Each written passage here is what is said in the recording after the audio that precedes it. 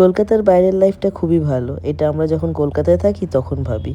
আবার যখন কলকাতার বাইরে যাই তখন ভাবি কলকাতায় কবে যে ফিরবো, শান্তি পাবো। সত্যি আমারও এটা ফিল হয়, যখন কলকাতায় থাকি তখন ভাবি কি কবে বাইরে যাবো, বাইরে যাবো। আবার বাইরে গেলেই কলকাতার জন্য একদম পাগল হয়ে উঠি।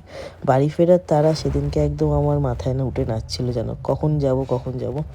আর এই যে ইনি যে দিদিটা দেখছো যে বসে কম্পিউটারাইজড করছে সব কিছু, ইনি আমাদেরকে অনেক কিছু হেল্প করেছিল। যে আমাদের ব্যাগের ওয়েট 2-3 কিলো বেড়ে গেছিলো, তার জন্য আমাদেরকে অনেকগুলো অ্যামাউন্টই পে করতে হতো।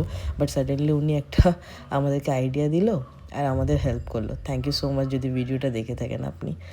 আর তখন আমি হালুমকে বলছি যে ভাই কখন যাব, কখন যাব, এই নিয়ে আমাদের একটা ডিসকাশন চলছিল দুজনের মধ্যে।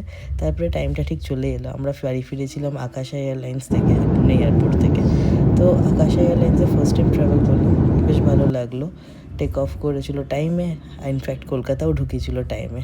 থ্যাংক ইউ সো মাচ কলকাতায় তাড়াতাড়ি ফিরিয়ে দেওয়ার জন্য আমাদেরকে, কেন কি বাইরে গিয়ে আমি পাগল হয়ে উঠেছিলাম। Thank you so much.